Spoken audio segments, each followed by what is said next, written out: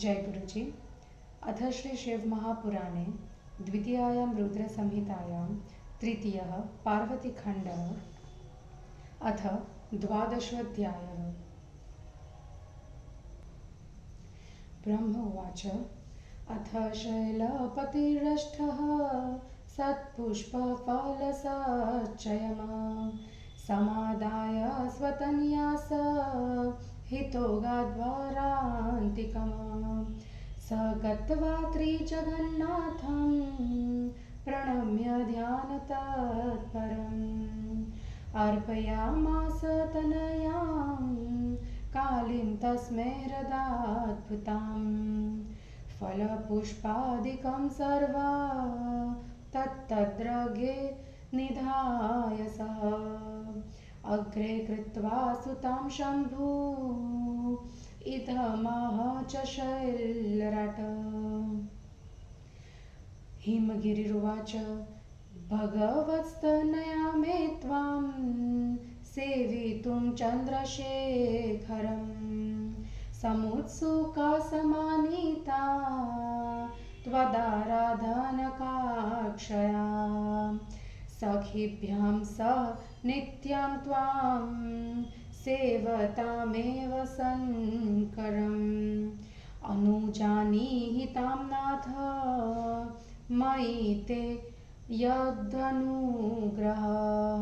ब्रह्मोवाच अथ तां शङ्करोपश्यत् प्रथमारुध्य यौवनाम् फुल्लेन्दीवरपत्राभां पूर्णचन्द्रनिभाननां समस्तलीलासंस्थान शुभवेशविजृम्भितां कम्बुग्रीवां विशालाक्षीं चारुकर्णयुगोज्ज्वलां मृणालयतपर्यन्त बाहुयुग्ममनोहरां राजीवकुमण्डलप्रख्योधनपीनोदृढस्तनो बिभ्रतीं क्षीणमध्यां च त्रिवलिमध्यराजितां स्थलपद्मप्रतीकाश पादयुग्मविराजितां ध्यानपञ्जरनिर्बद्धा मुनिमानसमप्यलं दर्शनादभ्रंशने सक्तां योषितृणशिरोमणिं दृष्ट्वा तां तादृशीं तात ध्यानिनां च मनोहरां विग्रहे तन्त्रमन्त्राणां वर्धिनीं कामरूपिणीं न्यमीलय ददृशोज्झितं दध्यो स्वं रूपमुत्तमं परतत्त्वं महायोगी त्रिगुणात् परमव्ययं दृष्ट्वा तदानीं सकलेश्वरं विभुं तपोजुषा विनिमीलिते क्षणं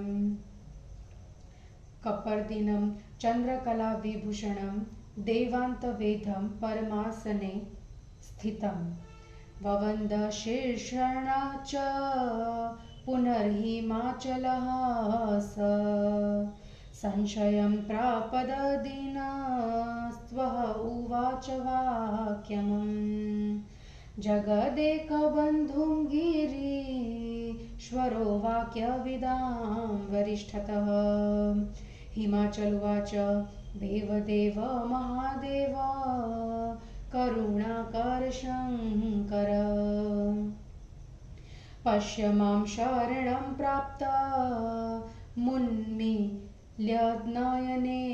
विभो शिव सर्वमहेशाना जगदानन्दकृत् प्रभो त्वां नतोऽहं महादेव सर्वापद्विनिवर्तकम् न त्वां जानन्ति देवेश वेदाः शास्त्राणि कृत्सनशः अतीतो महिमाध्वानं तव वाम्नसो सोस्तदा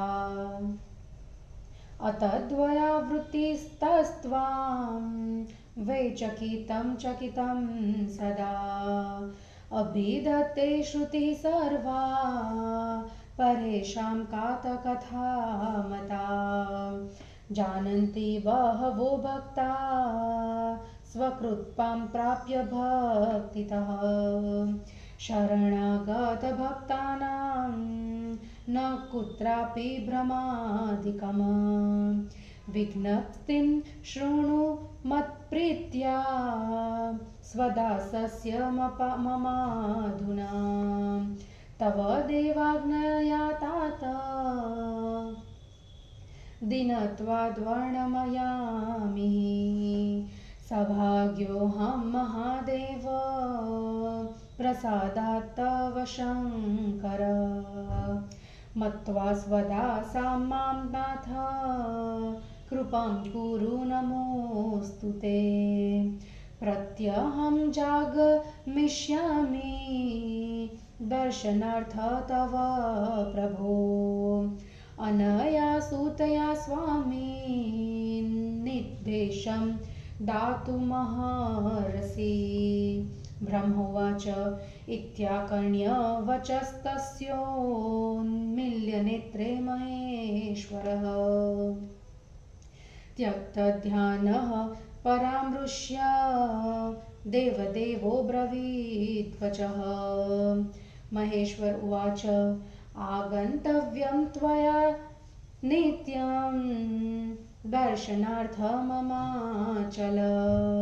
कुमारीं सदने स्थाप्य नान्यथा मम दर्शनम् ब्रह्मोवाच महेशवचनं श्रुत्वा शिवा तातस्तथाविधम् अचलः प्रत्युवाचेदं गिरीशं नतकन्धरः हिमाचल उवाच कस्मान्मया नयात् सार्ध नागतव्यं तदुच्यताम् सेवने किं योग्येयं नाहं देवं यत्र कारणम् ब्रह्मोवाच ततो ब्रवीद्वीरिं शम्भु प्रहसन् वृषभध्वजः लोकाचारं विशेषेण दर्शयन् हि कुयोगिनां शम्भुरुवाच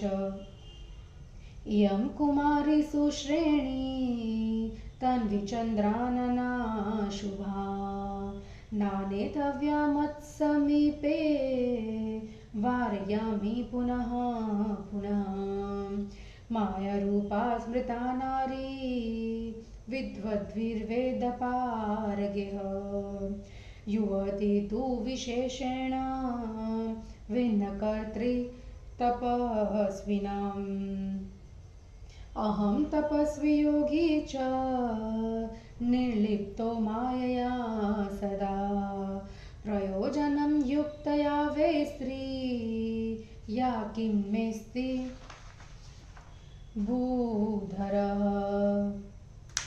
एवं पुनर्न वक्तव्यं तपस्वी वरसंश्रिता वेदधर्म प्रवीणस्त्वं यतो ज्ञातिवरो बुधः भवत्यचल तत्संगा द्विषयोत्पत्तिराशुवे विनश्यति च वैराग्यं ततो भ्रश्यति स तपः अतस्तपस्विना शैला न कार्या स्त्रीषु संगतिः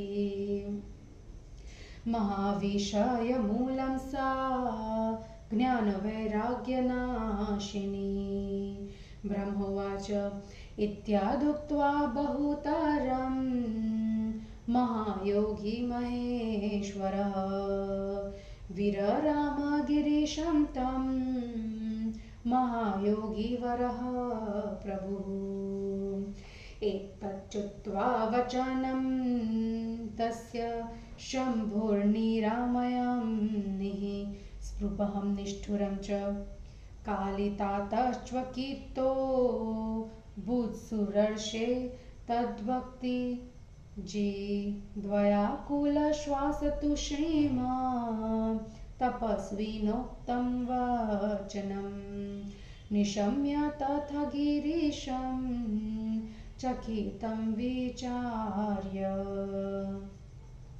अतः प्रणम्येव शिवं भवानी जगाद वाक्यं विशदं तदानीम्।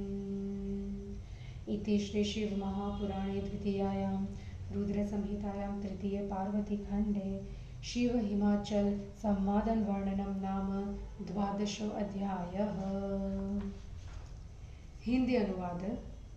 ब्रह्मा जी ने कहा, उसके बाद शैलराज प्रसन्न होकर फूल फल समूह को लेकर अपनी कन्या के साथ शिव जी के समीप गया। ध्यान में मग्न तीनों लोकों के स्वामी के पास जाकर उन्हें प्रणाम कर अलौकिक गुणों से युक्त अपनी काली नामक कन्या को उन्हें समर्पित कर दिया।